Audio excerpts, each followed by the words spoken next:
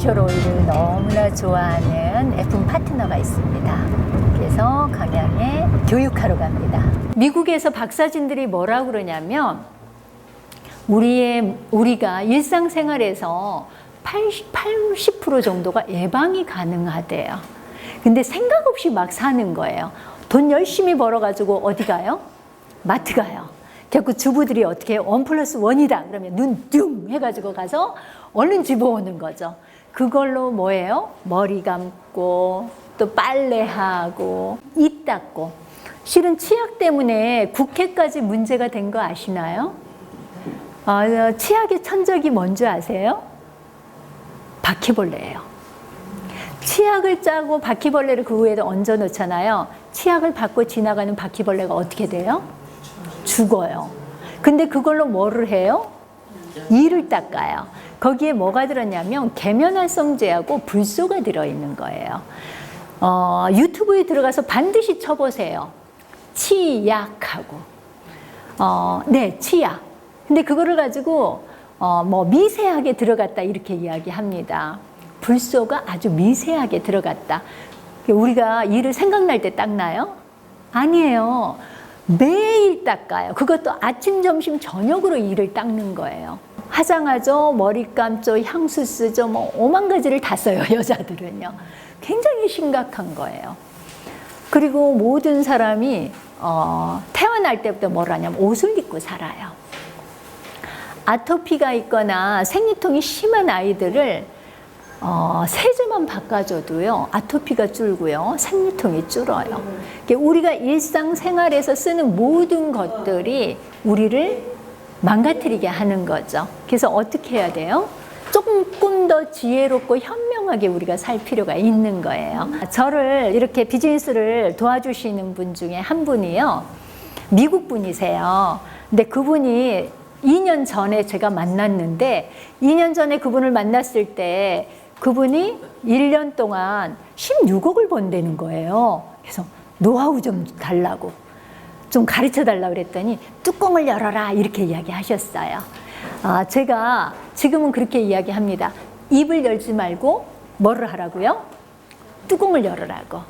이 작은 방울을 나눠주는 게요, 비즈니스예요.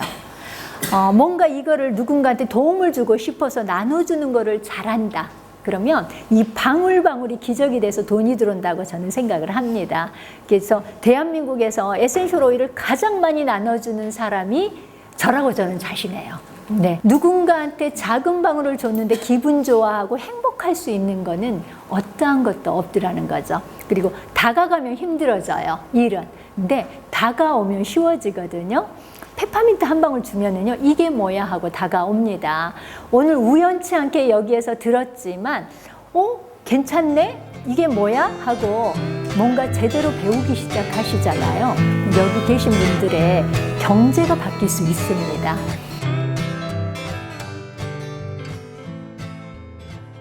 주로 가시면 어떤 교육을 하세요? 에센셜 오일이 어떤 건지, 에센셜 오일의 혜택이 뭔지, 도테라는 어떤 회사인지. 일단 가장 첫 번째는 내가 이 일을 왜 하는지, 왜 하려고 하는지, 그리고 이 일을 통해서 내가 얻고자 하는 게 무엇인지 정확하게 본인의 어떠한 결단, 목표, 이런 것들이 좀 필요하겠죠. 가장 강력한 적은 본인이라고 저는 생각합니다. 뭔가 부정적이고 그 다음에 불평하고 그러면서 자신감이 떨어지고 그 어떠한 것도 아닌 본인 자신이 가장 큰 적이 되고 방해자가 될 수 있기 때문에 자기 자신의 어떠한 정확한 결단, 목표, 그리고 가치, 이러한 것들이 필요하다고 생각합니다. 많은 사람들은 적은 월급을 받고도 아침에 출근해서 저녁에 퇴근하기까지 끊임없이 노동의 대가를 바치거든요. 근데 뭐냐면 그렇게 일을 하면 급여가 나오기 때문에 일을 합니다. 근데 이 일을 많은 사람들은 정해진 시간에 일을 안 하는 거죠. 생각날 때 하는 경우도 있고, 네, 구체적인 어떠한 정확한 시간을 정해놓고 일을 하지 않고 본인이 생각만 하는 걸로 일을 했다고 생각하거나 뭔가 교육을 받은 거를 일했다고 생각하거나 이러면서 이 일은 시도도 해보지 않은 상태에서 용기를 내어보지도 않은 상태에서 어렵다, 힘들다. 근데 어떠한 것도 시도하지 않고 용기를 내서 내가 뭔가 익숙해지지 않을 때는 어려운 거거든요.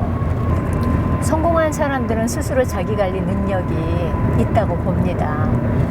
근데 일반적으로는요, 자기관리 능력이 교육을 받거나 특별한 과정을 거치지 않는 한은 그게 쉬운 거는 아니거든요. 그래서 제가 도테라 사업에서 성공하기를 원하신다면 약간의 강제성을 띨 때도 있습니다. 뭐냐면 아주 간단하지만 그걸 반복하는 게 필요하다. 익숙해질 때까지.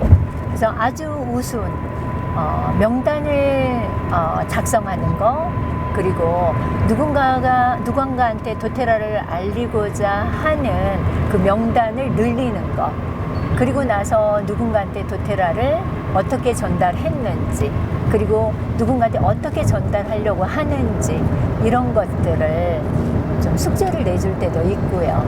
그리고 매번 숙제를 검사할 때도 있고요. 그래서 그분들이 내가 일을 했는지 안 했는지, 시간을 어떻게 보냈는지, 이런 것들을 스스로 체크할 수 있게끔 도와드리기도 합니다. 이거는 같이 서로 노력하는 부분입니다.